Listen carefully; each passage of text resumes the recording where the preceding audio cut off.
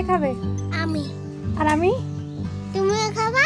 এটা বেশি ভালোবাসিস রে পরোটা।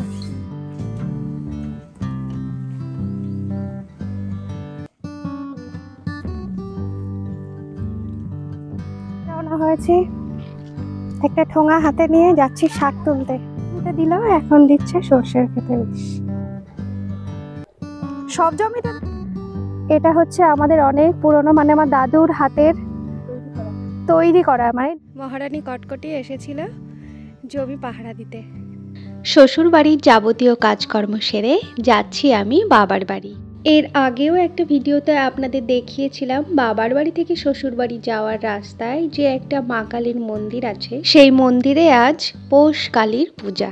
এই পূজার জন্য মেলাও বসবে, একটা স্টেজও তৈরি করা হয়েছে যেখানে অনুষ্ঠানও হবে। এই মন্দিরের মা কালীর মূর্তিটা প্রতি বছর বদলানো হয়।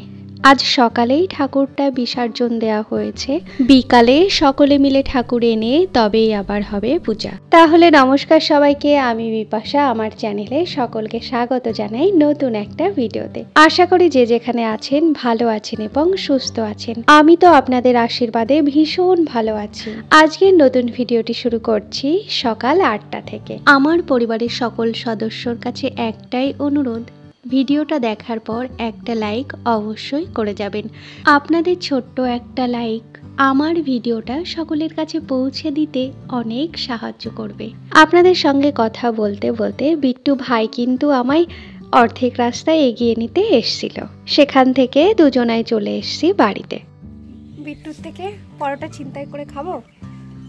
তোর ফোকলা দাঁত দিয়ে হাঁকার, ফোকলা দাঁত দিয়ে তো বের হয়ে যাবে। কে খাবে? আমি। আর আমি? তুমিও খাবা? আর ছোট্টি হবে আর দাদা, আর আমি তো খাবো না। তাহলে তুমি কি করবা? কিচ্ছু খাবো না। কি খেতে বেশি ভালোবাসিস রে? পরোটা। ঠিক আছে খা, আমি চলে গেলাম নিচে। ও খাচ্ছে পরোটা, আমি যাব নিচে রান্না করতে। রান্না বান্না সেরে তারপর খাওয়া দাওয়া করবো। বাবু গেছিলো হাটে, বাবু হাটে গেছিলো, হাট থেকে দেখি গিয়ে কী এনেছে না এনেছে, তারপর রান্না বান্নাটা করবো। আজ হয়তো সবজি ভাত রান্না করতে হবে, কারণ ওই যে মন্দিরটা দেখলাম আপনাদের, ওই মন্দিরে আছে আজকে পূজা। পূজার জন্য নিরামিষ খেতে হবে। আগেই বলেছি বাবার বাড়ি আর শ্বশুর বাড়ি দুপা দিলে বাবার বাড়ি আর শ্বশুর বাড়ি সে একই গ্রামে বলতে আসতে 5 মিনিটও সময় লাগে না।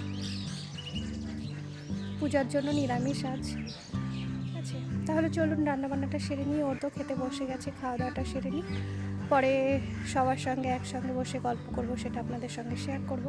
আসলে মা বাড়িতে নেই, যে কারণেই আমার আশা। চাষি ফ্যামিলি বুঝতেই পারছেন, বাবু মাঠ ঘাট সামলে এসে বাড়িতে এসে রান্না করে খাওয়া একটু কষ্ট হয়ে যাচ্ছিল। শ্বশুর বাড়ি কাছে হওয়ার এই একটা সুবিধে। বাবা মায়ের অসুবিধার কথা শুনলেই ছুটে চলে আসা যায়। যাই হোক, ট্যাপ থেকে রান্নার জলটা নিয়ে এসে গ্যাসে ভাত আর ডালটা তো চাপিয়েছি। আসলে গ্যাসটা না খুব একটা জোর হয় না, ওভেনটার একটু সমস্যা হচ্ছে, সেই জন্য খুবই আস্তে আস্তে গ্যাসের আগুনটা জ্বলছে। সেই জন্য ডাল আর ভাতটা চাপিয়ে দিয়ে আমি এদিকে উনুনে সবজিটা করতে এসেছি। ওই গ্যাসের আশায় যদি আমি রান্নার জন্য বসে থাকি, তাহলে সকালের খাবার খেতে হবে গিয়ে আমায় বিকালে। সেই জন্য তাড়াহুড়ো করে উনুনটা জেলে উনুনে সবজিটা করে নিচ্ছি। উনুনে সবজিটা করে চলে এসেছি খাওয়া দাওয়া করতে। ভাই বোন সকলে মিলে একসঙ্গে বসে খেতে বসেছি আমাদের বাড়ির সামনে উঠোনে। খাওয়া দাওয়া হয়ে গেছে। এখানে নোয়া কাকু বাঁশগুলো কেটে পটলের ঘুড়ি দেওয়ার জন্য রেডি করছে। একটা ঠোঙা হাতে নিয়ে যাচ্ছি শাক তুলতে। যে চলে এসেছে মাঠে, বোন আছে ওখানে। চলুন দেখা যাক কি শাক পাই। শাক তুলতে চলে এসেছি। হ্যাঁ, এটা হচ্ছে রসুনের জমি আর এটা হচ্ছে সর্ষে ক্ষেত। সর্ষে খেতে এসছি আমরা শাক তুলতে, দেখা যাক কি শাক পাই। আছে শাক?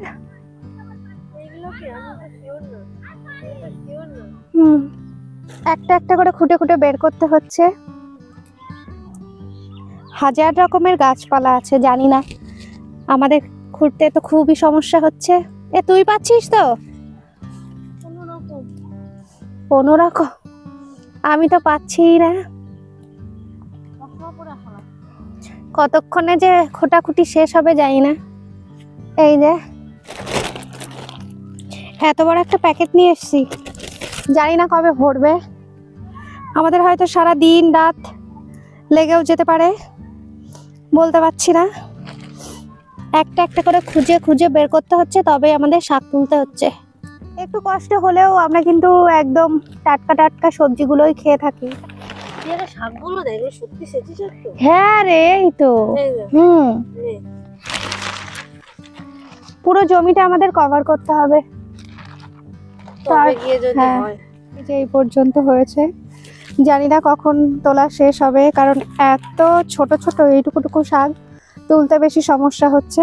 দুজনা সেই 1 ঘন্টা হতে গেল আমরা শাক তুলতে এসেছি, এখনো একজনের মতোই শাক হলো না। মানে একবার রান্না করে যে আমরা খাবো সেই শাকটা পূর্ণ করতে পারিনি আমরা।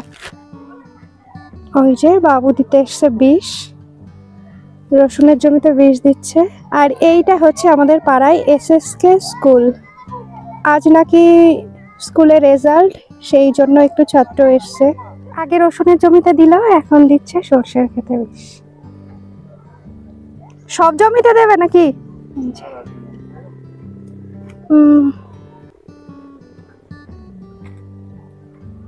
জানি না, রোদের খুব ছোটা।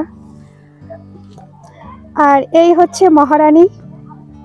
মহারানী ভিক্টোরিয়া, নিজেকে ভিক্টোরিয়া বলছে। মহারানী এখনো শাক তুলছে, কারণ আমাদের শাকটা তোলা বলেইছি সম্পূর্ণ হয়নি। এই হচ্ছে আমাদের মাঠ।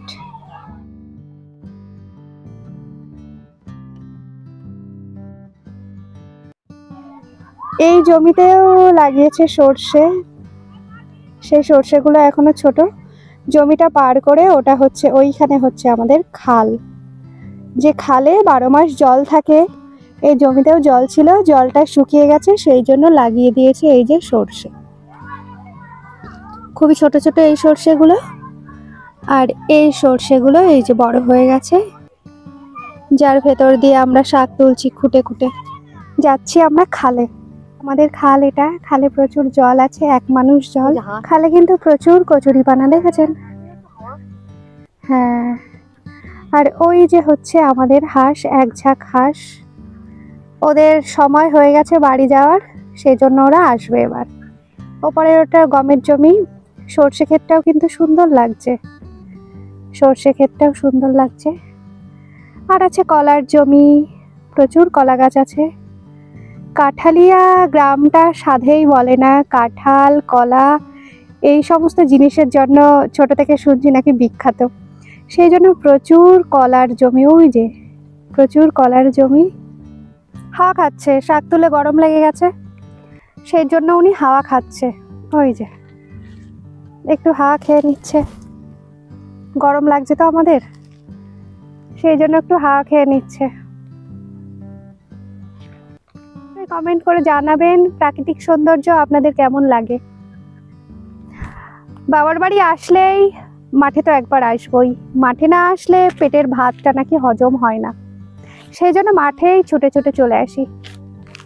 এই যে এটা হচ্ছে আমাদের অনেক পুরনো, মানে আমার দাদুর হাতের তৈরি করা, মানে নিজে তৈরি করেনি, মিস্ত্রি দিয়েই তৈরি করিয়েছে, কিন্তু দাদুর বেঁচে ছিল সেই সময়ের নৌকা। এখন আর চলার মতো পরিস্থিতি নেই, একদম ভেঙে চুরমার হয়ে গেছে, সেই জন্য এখানেই পড়ে থাকে খালে। বাড়ির উদ্দেশ্যে রওনা হয়েছি।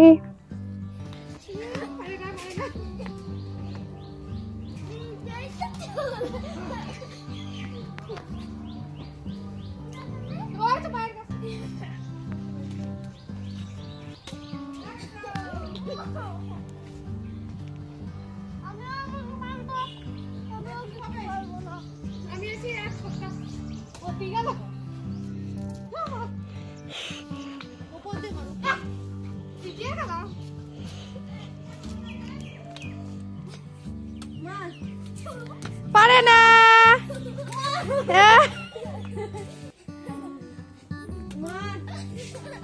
উঁচু হবে তো, লাভ দিয়ে এরকম উঁচু হবে তো। মাঠ থেকে শাক তুলে বাড়ি আসতে অনেকটা লেট হয়ে গেছিল। বাড়ি এসে স্নান সেরে খাওয়া দাওয়া করে বিট্টুর সঙ্গে একটু র্যাকেট খেলে আমরা কিন্তু খুব ক্লান্ত হয়ে পড়েছি। সেই জন্য সবাই দেখুন কাকিমার কোলে কিন্তু শুয়েও পড়েছে।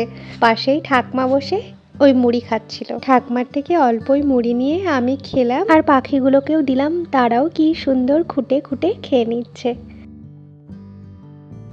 চলে এসেছি আবারও মাঠে। এই যে যাবো একটু আমরা, ওইদিকে একটা জমি আছে আমাদের, সেখানেই যাব। দেখেছেন বিকাল হয়ে গেছে মানে প্রচুর কুয়াশা পড়ে গেছে, প্রচুর কুয়াশা পড়ে গেছে।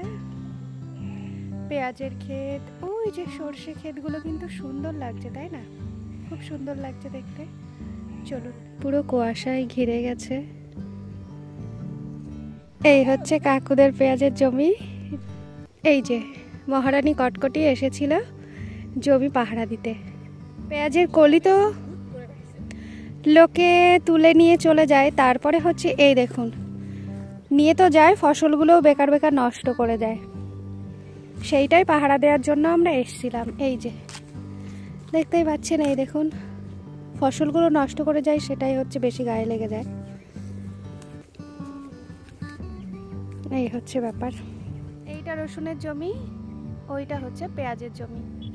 ওই পেঁয়াজের জমিটা এত মানে লোকের অত্যাচার করছে, সে কথা আর কি বলবো। আসলে পেঁয়াজের কলি আছে সেটা একটা কথা, চাষিদের কিছু ফসল লাগায় একটু লাভের আশায়, তাই না? পেঁয়াজের কলিগুলো এসে লোকে চুরি করে নিয়ে যায়। ঠিক আছে, নিয়ে যায়, মাঝে মধ্যে নিয়ে যায়, সেটা বড় কথা নয়, কিন্তু নিয়ে যে যাচ্ছে তারপরে ফসলগুলো যে নষ্ট করে যাচ্ছে সেটা তো খুব গায়ে লেগে যায়, তাই না চাষিদের? সেইটার জন্য আমরা এসেছি হচ্ছে মাঠে একটু পাহারা দিতে। কারণ এই বিকাল টাইমে সবাই হাঁটতে এসে এই কাজটা করে যাচ্ছে। কারণ চাষিরা তো যারা চাষবাস করছে তারা বিকাল টাইমের দিকে চলে যায় বাড়ি, এখানে তো আর বসে থাকবে না, সব সময় বসে থাকলেও চলে না। সেই জন্য ওনারা সেই একটা সময় সুযোগ বুঝে চলে আসে মাঠে, মানে যারা এই কাজটা করছে বাজে কাজটা চলে আসে। আমরা একটু এসছি পাহারা দিতে, মানে বোন কাকিমা এনারা রোজই পাহারা দিতে আসে। আমি আজকে এসছি বাবার বাড়ি, সেই জন্য আমিও একটু আসলাম। কুয়াশা ভরা বিকালের সঙ্গে সকলকে গুড ইভিনিং জানিয়ে আজকের ভিডিওটা এখানেই শেষ করছি, কারণ এমনিতেই ভিডিওটা অনেক বড় হয়ে গেছে, আর বেশি বড় করব না। সকলকে টাটা জানিয়ে আজকের ভিডিওটা শেষ করছি। সবাই ভালো থাকবেন, সুস্থ থাকবেন, নিজের খেয়াল রাখবেন, আর এই ঠান্ডায় সবাই খুব সাবধানে থাকবেন। টাটা।